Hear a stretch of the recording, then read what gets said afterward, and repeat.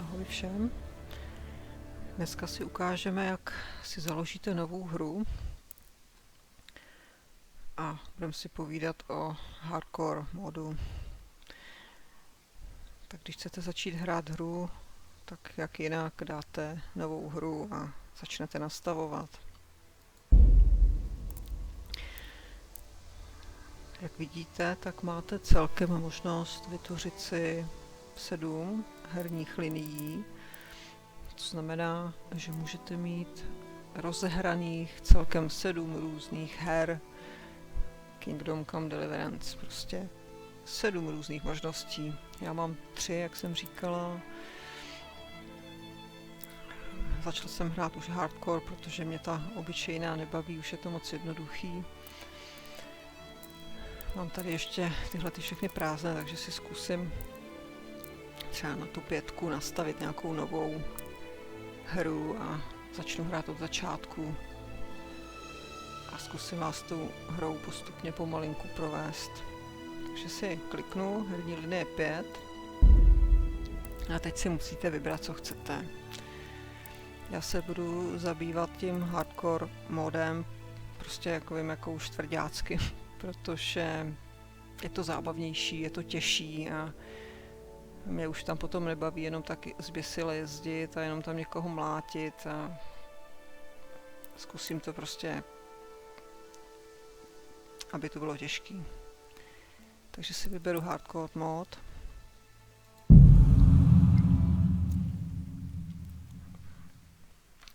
Ano, mi to tady nejdřív dvakrát řekne, že jsem umřela, tak z toho si nebudu nic dělat, protože vím, že to je jenom takový trik, jak mě trošku znervóznit na začátku, tak to přeskočím. A vždycky tady dole se dívejte, tady máte různý návodný tlačítka, co máte mačkat, takže dám Ečko a půjdu dál.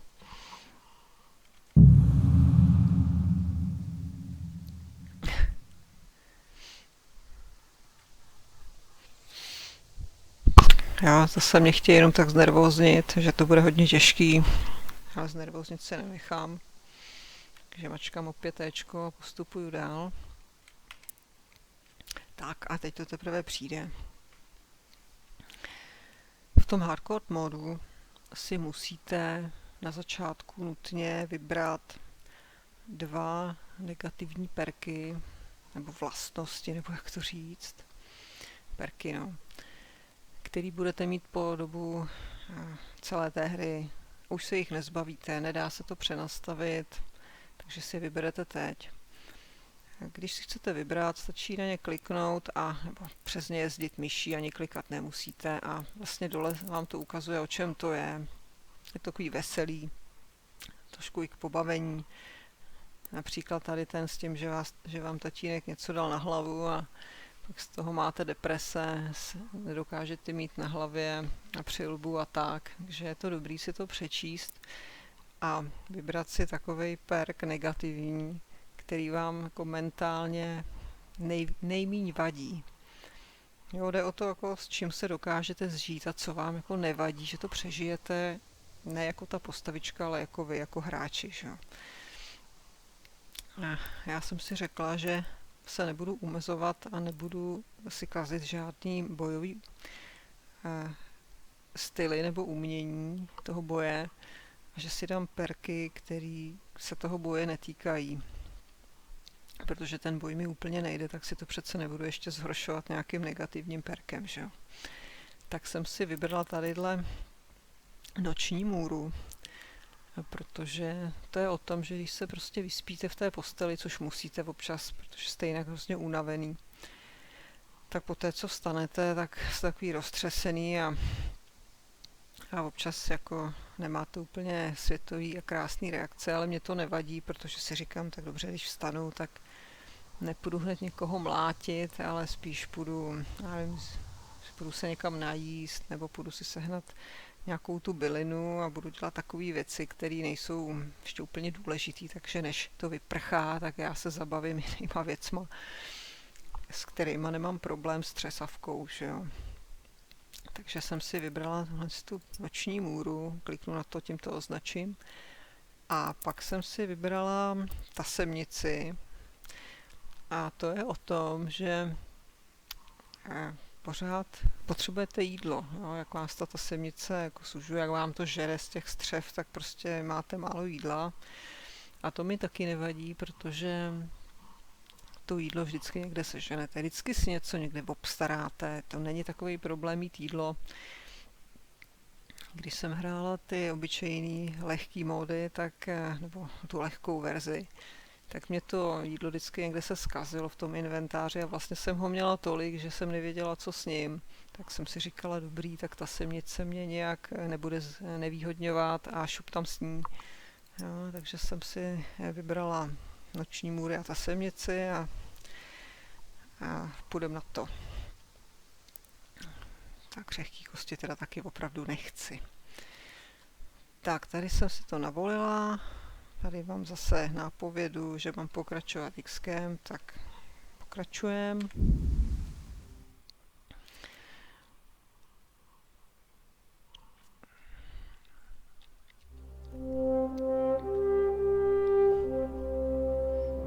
A tady máte úvod, který vám říká, co se v té době děje.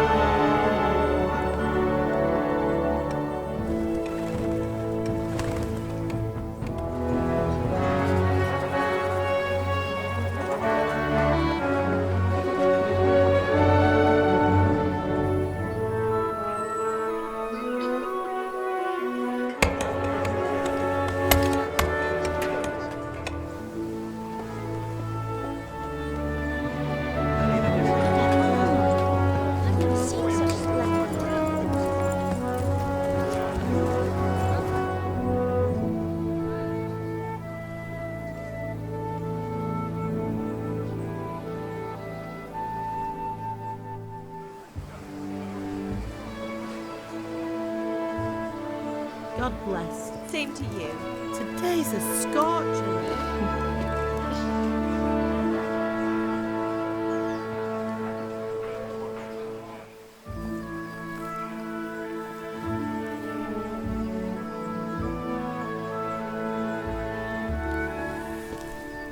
Well, husband, how goes it? Good.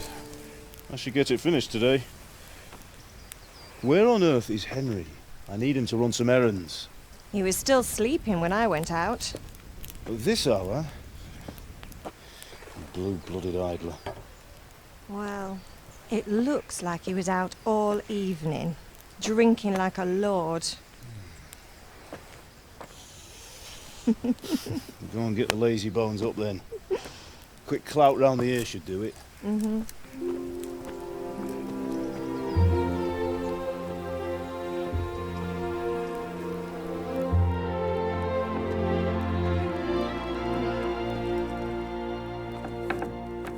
Henry! Get up now. There's work to be done. Mother. Get up or I'll come get you up, you slugabed. Hear that? You'd better not vex him. Now get up quick. Your breakfast is on the table. Wait, what's this? Have you been...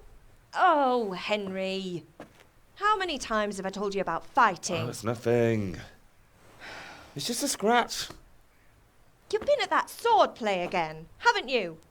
You'd better pray your father doesn't get to hear of it. You know how he feels about it. Oh, don't worry, it wasn't that. I just scratched myself is all. Well, Just don't come crying to me if you really do get hurt. Now get up, you rogue.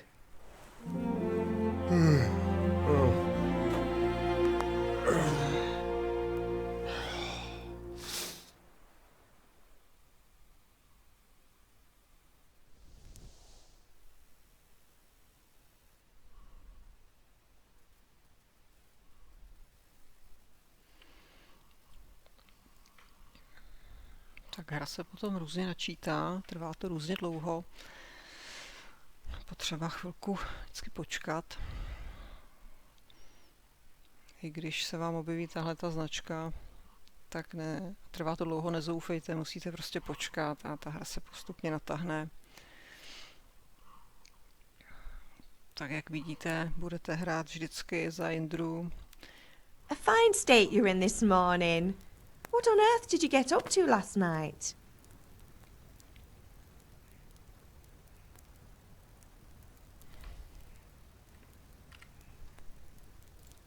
Nothing much.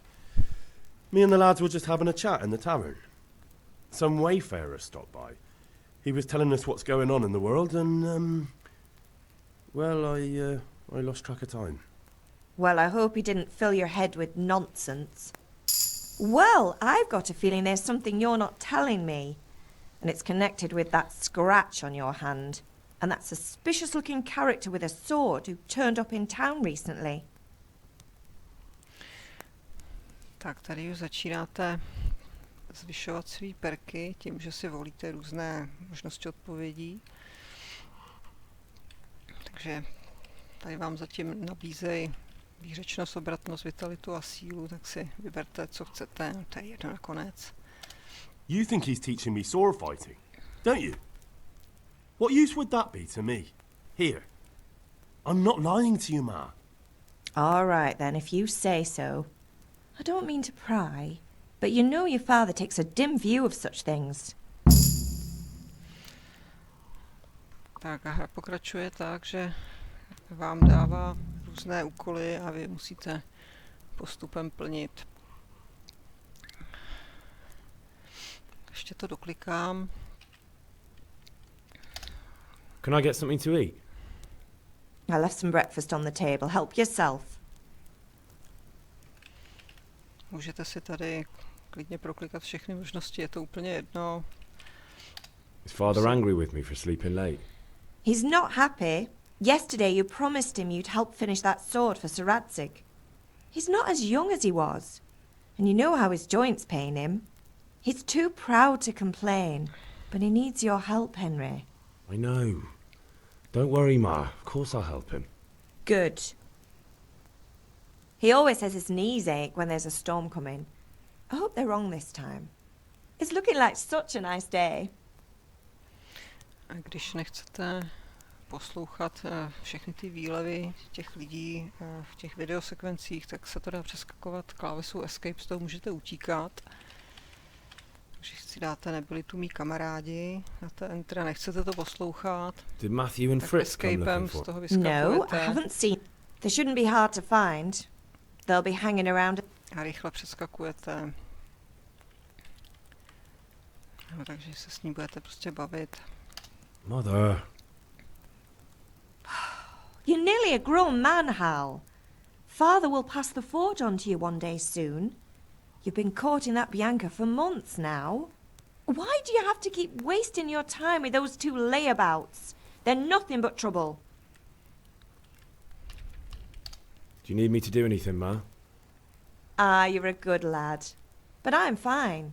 It's your father needs helping with that sword.